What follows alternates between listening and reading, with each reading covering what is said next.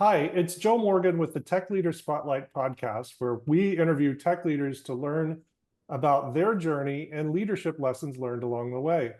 This show is brought to you by the No Regret Money Plan, created for smart tech professionals who know they're doing well, but aren't certain if it's enough. We help you invest cash wisely, make the most of your stock awards, and minimize your tax bill while creating clarity and confidence so you can spend less time worrying about your money and more time living the life you want.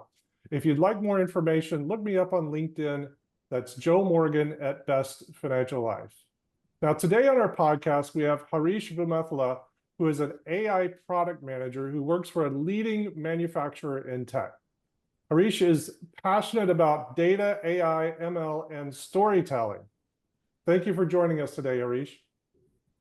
Hey, Joe, how are you? I'm good. I'm good. So let's start there with data, AI, ML, and storytelling. What does that phrase mean to you?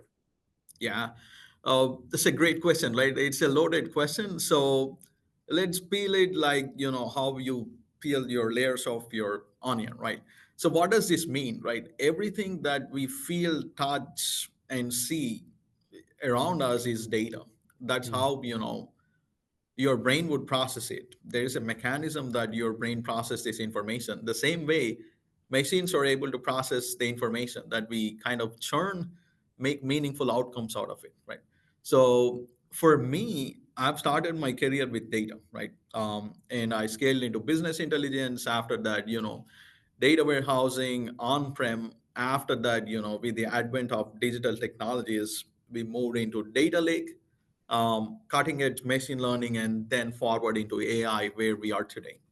So, why does it matter? Let's ask ourselves that question, right? So, I always show in my presentations that you just see, imagine that you're seeing the front of an elephant, right? And then that is your viewpoint. So there is always a different perspective. Imagine looking it from sideways, backways, front, back, and everything, right? Right. So what does this mean is like there are different facets to your data, right? How do you process it into meaningful information and then provide value out of it, right? So there are three things to it: processing it, organizing it, and then visualizing it. After that, why are you doing this? That's a business value. That's the most important thing that should drive all these four or five things that we talked about.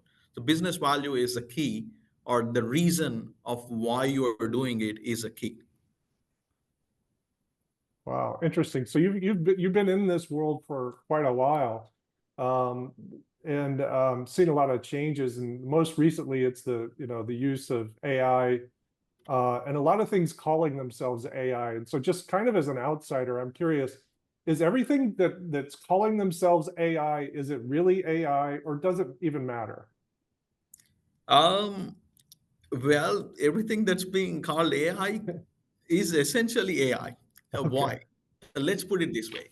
So late 90s, right? When, our little machines that we are sitting in front of have become mainstream, right? Everything got disrupted. And then here we are, 25, 30 years later into the AI disruption that we are seeing today. Back in the day, we all wished we all had a little genie that would talk to us and provide us information on anything and everything that we wanted, and here we are living the dream. Yeah. So AI is pretty much integrated into every app, every bits and pieces of the applications that we see around us. We don't realize that.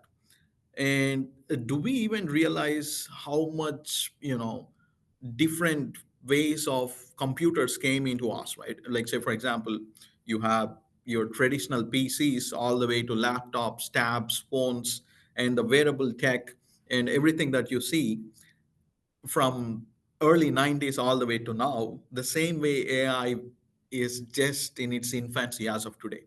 Hmm. And it will scale much faster than our previous disruption. So, what does this mean for us as leaders, as human beings in general, right? It means that the AI hype is real, and you have to embrace it. The, the sooner you embrace and then adapt, the better for your evolution, right? So that's how I see it. Yeah, that's I think that you're spot on. You know, I know we're going to talk about the job market here in a little bit, as we always do on the podcast, but it seems like if you don't have AI in your title, you're kind of out of luck these days, or some sort of certification or history or experience with that. It's so super important. But before we get to that, I want to ask you our traditional first question, which is, what does leadership in the tech space mean to you? So let's start with, what does leadership even mean, right? Doesn't matter whether you're in tech, farm or banking or fintech, any other industry, right? So for example, leadership is always about vision. What is that you're trying to accomplish, right? What is that you're trying to make things better or like faster? So defining that mission as well as the vision statement is a must for a leader, right? That way you have your army of folks, your peers, your bosses and their bosses are driving for a common vision, right? Hmm. And what is your immediate mission? Vision is always nice to have, which you will get there, 6 months from now, a year from now, 2 years from now. And now, what are your mission statements that immediately value towards your vision, right? That's the path that you're taking towards your vision. And then there are always curves and then ups and downs and so on and so forth while you reach towards vision, right? So for me, I take it like three things, right? How does leadership look like in tech, right? Mhm. So the foundation is vision and empowerment. So empowerment is key. My own personal mantra is empower and deliver. How does this translate into reality? Is like, how are you empowering your team with all the tools and the autonomy they need to progress forward?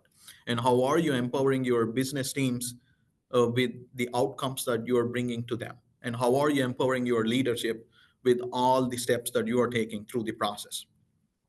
And then if we go one fold down, it's the technical acumen coupled with your business impact. Hmm. Always, you see there is a cutting edge tech.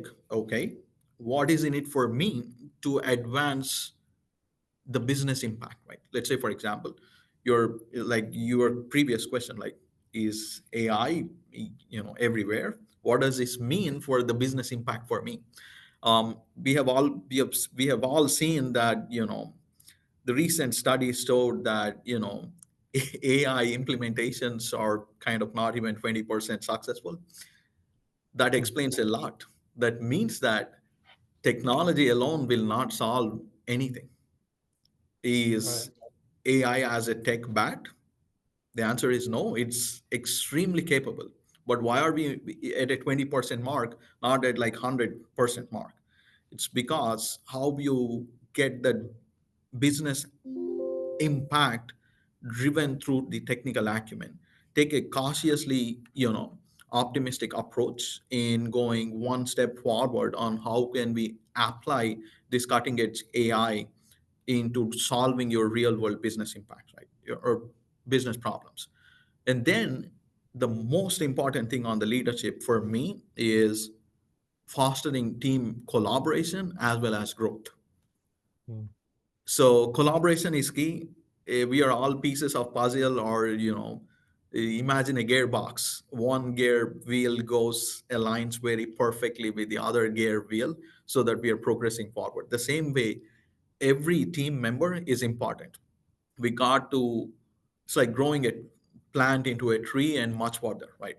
Hmm. You have to take care of your team from both collaboration from and then growth, taking care of the individual needs, at the same time having a holistic common vision and goal for the entire team function as well as the organization. Those are key, right? What is it that you're solving as an individual, as a team, as a function, as a whole organization. That is Mm. key. As long as those pieces are clear for your individuals, you have a great team marching towards common goals, right?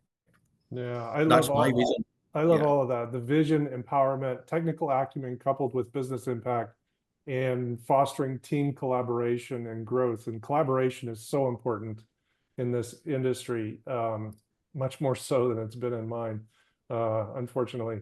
But thinking about that fostering team collaboration and growth, there are a lot of challenges in the job market, a lot of challenges that come for leaders, from above as well. And so there are layoffs that are happening or have been happening in the industry across the board, making it difficult to um, not only find a job, but also just even if you're not laid off, you don't know if layoffs might be coming your way at some point. So with those challenges in consideration, what piece of advice would you recommend for people to sort of future-proof themselves today, just in case they're laid off tomorrow? Because there's no way you're going to see it coming.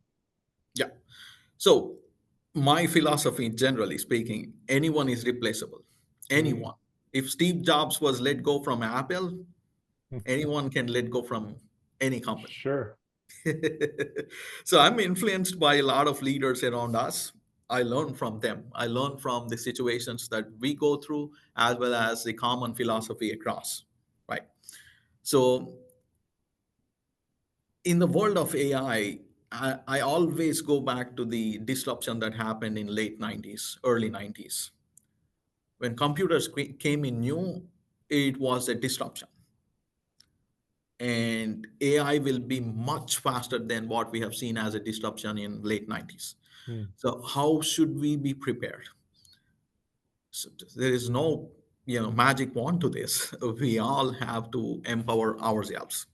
Mhm. Um, So, what does this mean is stay curious and relentless learning, right? Mm. Curiosity should drive your learning, it should happen organically. So, what does that mean is like you have to empower yourself through your curiosity on what exactly is AI for me. It can be different for a healthcare professional versus a fintech person versus a person in manufacturing versus a core tech. So what does it mean to you? Where do you want to get from here to applying AI in your day to day, right? Both with respect to your job, with respect to where you want to head next. So for this, my way of looking at this is focus on delivering quantifiable value, may it be to yourself or the business that you work in, or maybe if you're trying to make a career switch, what does AI mean in that career switch that I'm going to make? So the key thing is quantifiable. So how do you quantify that? By your learnings and your applications, right? Mm. So that's one way of looking. So, and then broader expertise and leadership skills. Here is the thing: leaders were not replaced when computers came in, Mm. and then the digital revolution as well as the AI revolution. We are here to stay. This is our world. We are just making it a better place. So now you have to have broader skills, right? It's not always developing a RAG model in AI. It's Mm. about how can I apply an AI RAG model that someone built. You see what I'm trying to say? It's not always, writing the AI. It's about applying the AI in your space. If you It's like can broaden, taking the work to the next step, yeah, because AI is doing a lot of the stuff that we used to do, right? Is that basically what you're saying? yeah, exactly, Yeah. exactly. So here is the thing. Other analogy I use with Zen Z and Zen Alpha is like we have all these famous tools like Instagram, TikTok, and everything. Do they even know how much tech empowers those applications? No. The answer is no. But they make millions out of the applications of those apps. Right. So that's where I'm getting to. That's Yeah. just one example that I can conspicuously give for everyone. So So how you're, are you applying AI to progress forward, right? yeah. What I hear you saying is empower yourself through curiosity, but elevate your curiosity as well. Take it to a level above in order to um, help future-proof yourself. Is Yep, that fair? that is fair enough. Yep, you Yeah, have articulated it well. Yeah. great. Okay. Moving on. So if you could go back in time just 5 years and give yourself some advice, and it's not by NVIDIA, it's something else, what would that advice be? Well, there is always room for improvement, right? We all learn through our journeys, right? And we only live this moment once. So what does this mean? Is like 5 years from today, I would have a reflection of what I should be, right? Versus at this moment, if I reflect back, 5 years ago, what should I be doing better, so that my vision, within my personal vision, I could be a better leader, better person, a better version of me, right? Mm, Like your iPhone versions, right? right. So for that, I would have, if I were to talk to myself 5 years ago, I would say, hey, it's not always about technology, it's about broader leadership. How Mm, can you be a great, or not a great, I correct myself, how can you be a better people leader? That is one of the things that I would teach myself. For that, through the process, I've been through situational leadership, dimensional leadership, and so on and so forth.